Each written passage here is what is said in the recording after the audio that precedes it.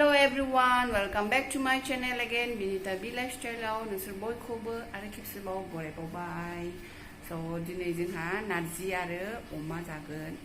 होमबा भिडिअखौ नायलांबाय थादो। नै अमा मेजेमजों संनोसै। आरो सोरबा अमा जायो, सोरबा अमा जाया, बिनि थाखाय दाउ। नै होमबा भिडिअखौ नायलांबाय थादो, आङो ओंख्रिखौ संलांनोसै। आरो नैबेहाय जिंखा दङ आरो मानि थाखाय जिंखाजों नाजों नागोरि। ओमफ्राय आरो नै दंबावो थास' आथिं। ओमफ्राय नै सायग्राया दें दें दें दें दें बेवहाय बे मोखां सुखांबाय हे माथो र' मा जानो बिदों हा च्यावनप्राश आयो च्यावनप्राश जानोसै मामि दे एसे जादे सामस एसे बारा नङा दे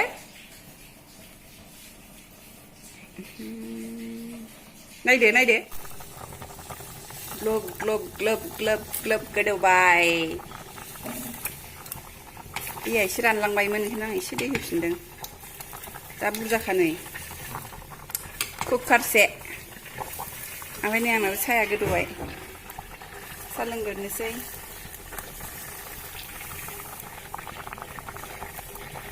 मामि ओइ जाबाय च्यावनप्राशखौ जाबाय आखाइ सुदो मामि आखाइ नै साबाय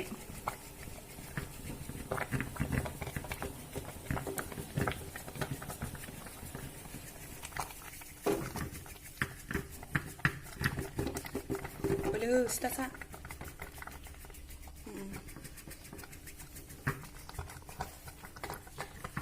ओमफ्राय नै लाल साया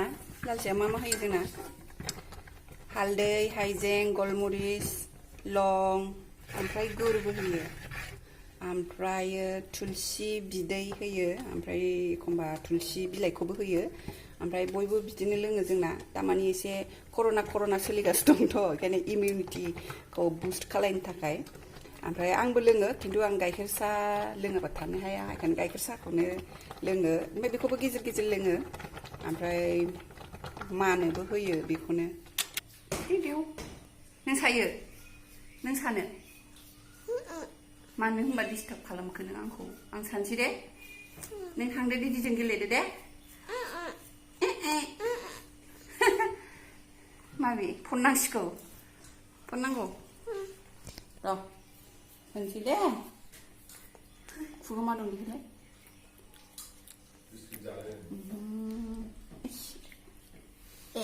इउ होनदोलाय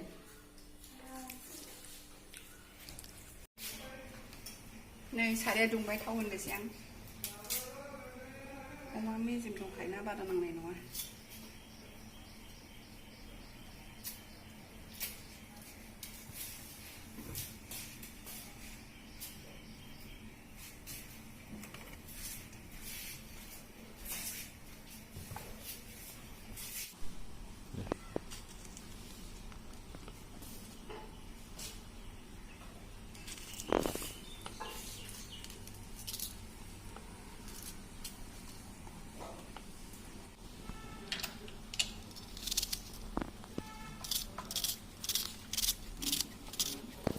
थाव दुंबाय नै आं अमाखौ होग्रोनोसै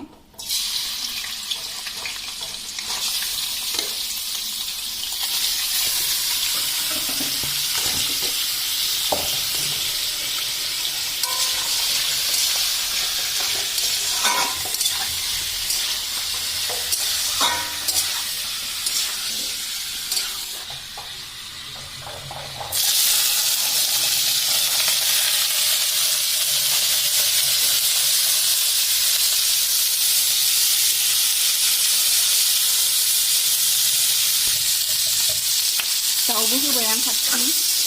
एकबारैनो ज' संसै दाउखौबो ओरैनो संसै ओमफ्राय आरो अमानिखौबो संनोसै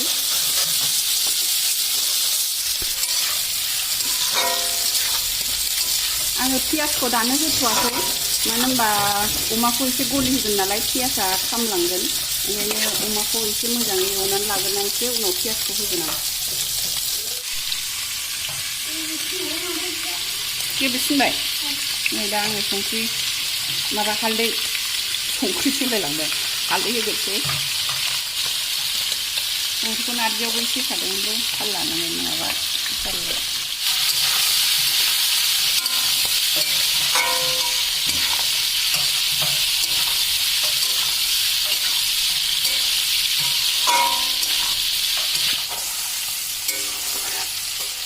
आं दै एसे होनांसै नङाबा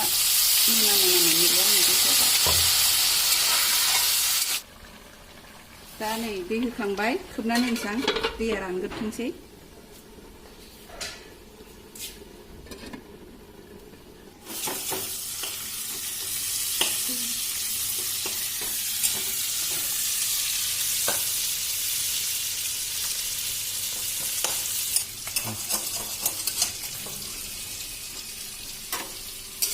अमाना दैया एसे दंबावो एसे रानहोबावनोसै आं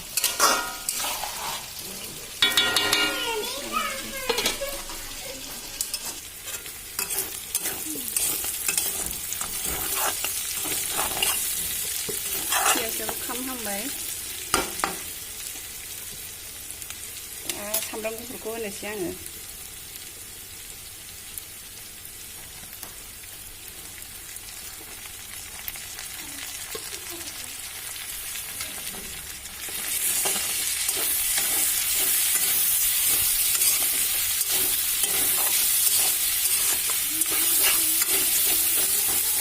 रानि आंनो बे जिरा गुन्दैखौ हानना हरफैलाय दसे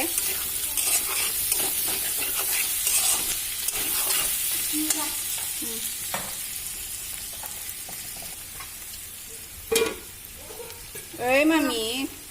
र' मामाजों थाङासै नों मामाजों गोलैगोन नै सेराव गाखोदोंदां मानसिया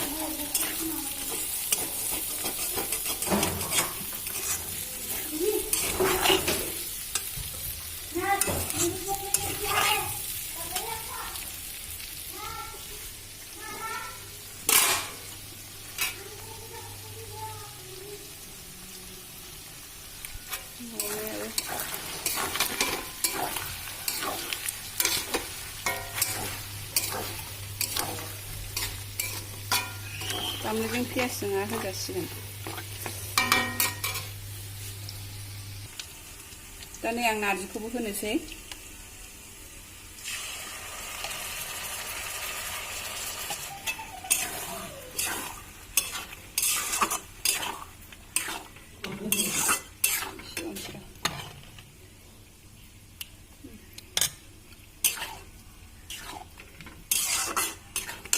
मा संदों बेदर दै एसे होनोसै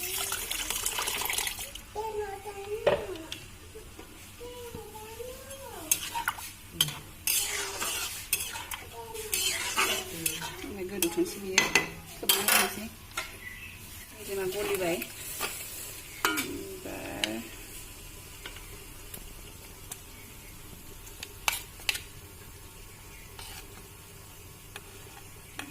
बानलुआबो गोसाथार दे आलु मोनसे नङाबा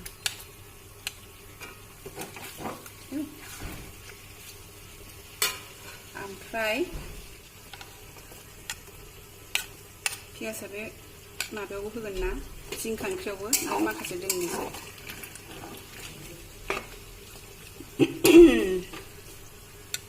सामब्राम गुफुरखौ दसे होगोन नै दा पियासाबो खामहांबाय बेखायनो आं दहाय पियासखौ होआखै नङाबा अमाखौ बिदि गलि होनो थाखाय गोबाव दोनबा पियासाथ' खामब्रेजोबगौमोन ना बेखायनो दा नै जाबायानो पियास बानलुआ दा आङो सामब्राम गुफुरखौ होनोसै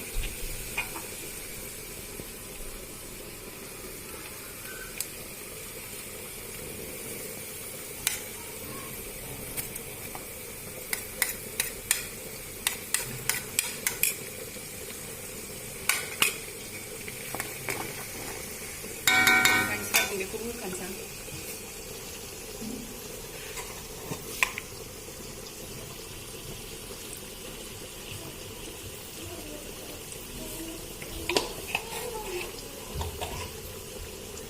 ओइ हा जरा बेसेबां हा दावदैयाबो जरा 16 थाखा जाबाय दाख्लै माबामोन सेजौमोन बे दसे थाबावथोंसै सामब्राम गुफुरा एसे बिनि गोथां मोदोमनाया खारबाथाय होनोसै बिथिं नै बेबो गोदौबाय संख्रि नांसिगोनानो दहायथ' दै होनानै फोमोनखादों नालाय दा सिन्था गैला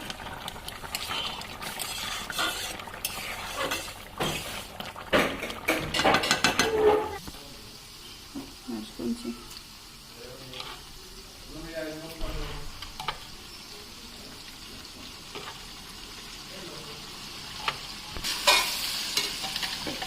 बे नारजिखौबो आरो एसे दोनबावनांगौ बे बेवाया निरामिससोना बेहा आरो ना बेदर जाया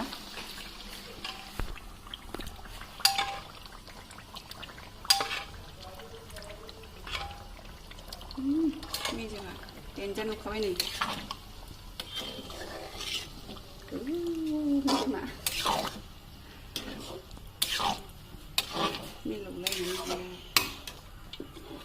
नायनि बेवायनि हारसिंखौ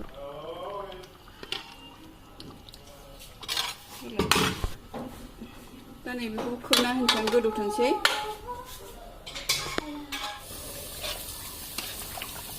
नै जोंना मोनसेयानो नारजिया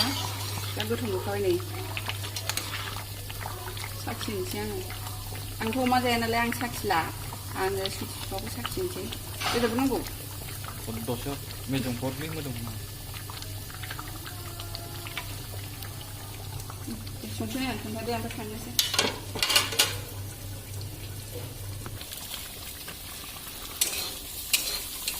जाबाय संख्रिया जाबाय बरिया गोथाव जाबाय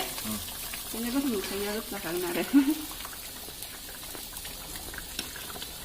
खोमोरसै जाबाय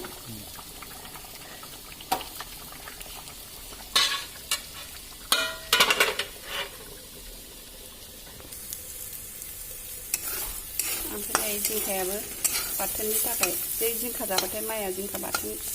देनथिनखायो होमबा आंनाथ' नारजिया बयलारजोंआबो मोनबाय ओमफ्राय अमाजोंआबो मोनबाय दा आङो भिडिअखौ बांद्राय गोलाव खालामबाय थाला लोगोफोर दा जोङो मानि ओंख्रि संनांगौ दंबावो होमबा आङो बेखौ देखायबाय थाला आङो भिडिअखौ बेयावनो फोजोबनोसै ओमफ्राय मानि ओंख्रिखौ संखांबा जोंबो ओंखाम जानोसै होमबा आंनि भिडिअखौ जोबजासिम नायनो थाखाय थेंक इउ स' माच बाय बाय